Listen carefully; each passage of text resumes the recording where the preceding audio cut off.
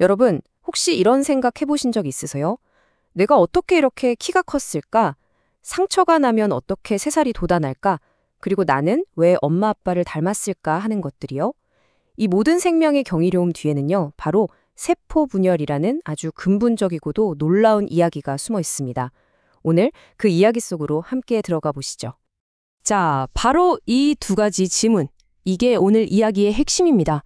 도대체 어떻게 하나의 세포에서 시작해서 지금의 우리, 이 수조 개의 세포로 이루어진 몸이 만들어지는 걸까요?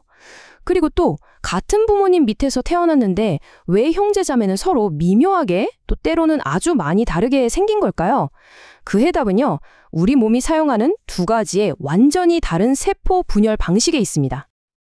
네, 맞습니다. 우리 몸속에선 아주 다른 두 가지 세포 이야기가 펼쳐지고 있어요. 하나는요, 나 자신을 완벽하게 복제해서 똑같은 걸 계속 만들어내는 이야기고요. 다른 하나는 기존의 것들을 잘 섞어서 세상에 없던 새로운 조합을 만들어내는 이야기입니다. 오늘 딱 이 두 가지 비유만 기억하셔도 절반은 성공입니다. 먼저 체세포 분열은 말 그대로 우리 몸의 복사기예요. 피부세포가 나뉘어서 똑같은 피부세포 두 개를 만드는 것. 이게 바로 체세포 분열이죠. 반면에 감수 분열은 유전자 카드 섞기와 같아요. 부모님께 받은 유전자라는 카드를 막 섞어서 다음 세대에게 물려줄 특별한 카드패, 즉 정자와 난자를 만드는 과정인 거죠. 복사기와 카드 섞기, 확실히 다르죠? 자, 이 두 가지 분열이라는 본격적인 드라마를 보기 전에 먼저 무대 위에 등장하는 주인공들부터 만나봐야겠죠? 바로 세포핵 속에 들어있는 염색체입니다.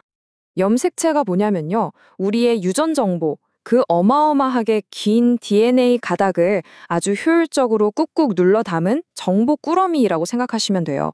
평소에는 실타래처럼 풀어져 있어서 잘 보이지 않다가 세포가 자, 이제 분열 시작하고 준비를 시작하면 그제야 똘똘 뭉쳐서 우리가 아는 그 X자 모양의 염색체가 되는 겁니다. 여기서 정말 중요한 개념 두 가지가 나옵니다. 바로 입의체와 반수체인데요. 용어는 좀 어려워 보이지만 개념은 아주 간단해요. 우리 피부나 근육 같은 대부분의 세포들은 엄마한테 받은 염색체 세트, 아빠한테 받은 염색체 세트, 이렇게 두 세트를 가지고 있어요. 이걸 입의체라고 부릅니다. 그런데 정자나 난자 같은 생식세포는 아주 특별하게 딱 한 세트만 가지고 있는데 이걸 반수체라고 하죠. 이 차이가 왜 중요한지는 곧 알게 되실 겁니다. 그러니까 입의체 세포 안에는 엄마한테서 온 1번 염색체와 아빠한테서 온 1번 염색체가 또 엄마 2번과 아빠 2번이 이렇게 짝을 이루고 있겠죠.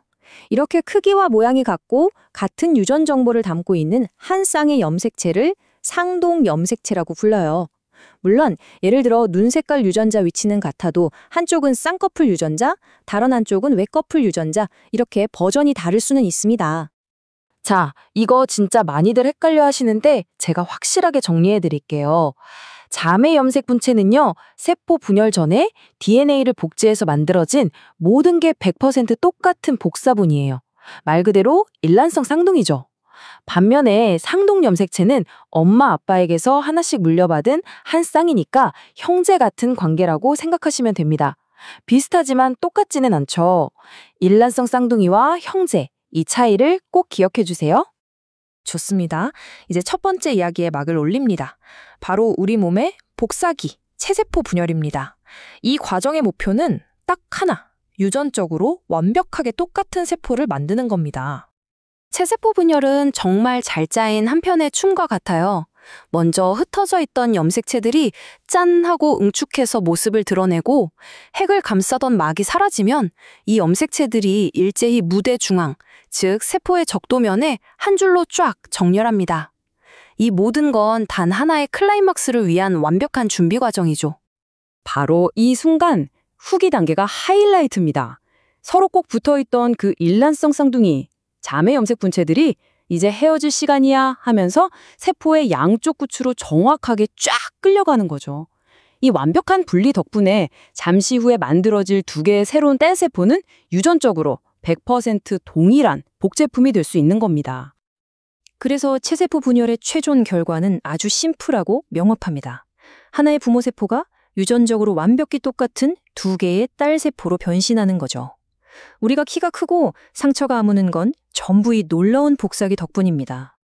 자, 이제 무대를 바꿔서 두 번째 이야기로 가볼까요? 바로 감수분열입니다. 여기서는 복사가 아니라 창조가 일어납니다. 유전자 카드 섞기가 어떻게 이루어지는지 한번 들여다보겠습니다. 감수분열이 최세포 분열이랑 뭐가 결정적으로 다르냐고요? DNA 복제는 똑같이 딱 한 번 하는데 세포 분열은 연달아서 두 번 한다는 겁니다. 1분열, 2분열 이렇게요. 바로 이게 염색체 수를 정확히 절반으로 줄이는 마법의 비결입니다. 여기서 진짜 정말 놀라운 일이 벌어집니다. 체세포 분열에선 절대 볼 수 없는 특별 이벤트가 두 가지나 있거든요. 첫째, 교차입니다. 이건 말 그대로 엄마한테 받은 염색체랑 아빠한테 받은 상동 염색체가 서로 팔짱을 끼고 유전자의 일부를 서로 교환하는 거예요. 완전 새로운 유전자 리믹스가 탄생하는 거죠. 둘째는 독립적 분리입니다. 이 염색체 쌍들이 세포 중앙에 줄을 설 때 엄마 쪽이 왼쪽으로 갈지 아빠 쪽이 왼쪽으로 갈지가 완전히 랜덤으로 정해져요. 이 두 가지 과정이 바로 우리 형제 자매들이 서로 다르게 생긴 이유, 그 핵심 비결입니다. 그럼 최종 결과는 어떨까요?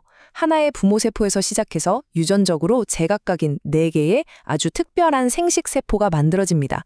각각 원래 유전 정보의 딱 절반만 가지고 있는 새로운 생명을 위한 씨앗들이 탄생하는 거죠. 자, 이제 한 걸음 물러나서 좀 더 넓은 시야에서 볼까요? 이 세포 안에서 일어나는 작은 춤들이 어떻게 우리 삶 전체에 그리고 진화라는 거대한 그림에 영향을 미치는지 말이죠. 이 표를 보시면 한눈에 정리가 되실 거예요. 목적부터 볼까요? 체세포 분열은 성장과 복구, 감수 분열은 생식. 분열 횟수는 한 번 대 2번. 결과는 2개의 복제품이냐, 4개의 독특한 창조물이냐, 그리고 가장 중요한 것, 유전적 변이가 체세포 분열에서는 전혀 없고 감수 분열에서는 아주 활발하게 일어난다는 점. 하나는 안정성을, 다른 하나는 다양성을 위한 과정이라는 게 확실히 보이죠? 그리고 바로 이 지점에서 과학의 위대한 순간이 펼쳐집니다. 우리가 예전에 배웠던 멘델의 유전 법칙 기억나시나요? 그게 그냥 이론이 아니었어요. 우리 세포 안에서 벌어지는 이 감수분열 과정이 바로 그 법칙이 실제로 어떻게 작동하는지를 보여주는 살아있는 증거인 셈입니다. 이 말이 딱 그 이야기입니다. 감수분열 첫 단계에서 엄마, 아빠에게서 온 상동 염색체 한 쌍이 서로 나뉘잖아요. 이것이 바로 멘델이 바랬던 부모가 가진 한 쌍의 유전 정보가 각각 다른 생식세포로 나뉘어 들어간다는 분리의 법칙을 우리 눈으로 직접 확인하는 장면인 겁니다. 이 정교한 춤이 얼마나 중요한지는 아주 가끔 실수가 일어났을 때 더 명확해져요. 예를 들어 감수분열 중에 염색체가 제대로 분리되지 않는 비분리 현상이 일어나면 다운 증후군과 같은 유전 질환으로 이어질 수 있거든요. 그만큼 우리 몸의 정상적인 발달에 이 과정의 정밀함이 절대적으로 중요하다는 뜻이겠죠. 우리 몸속 세포들은 지금 이 순간에도 쉬지 않고 이 춤을 추고 있습니다. 하나는 성장과 치유를 위한 완벽한 복제의 춤, 다른 하나는 다음 세대의 새로운 가능성을 위한 창조의 춤을요. 이 유전자라는 무한한 카드덱이 다음에 섞일 땐 과연 어떤 놀라운 미래가, 어떤 새로운 가능성이 창조될까요?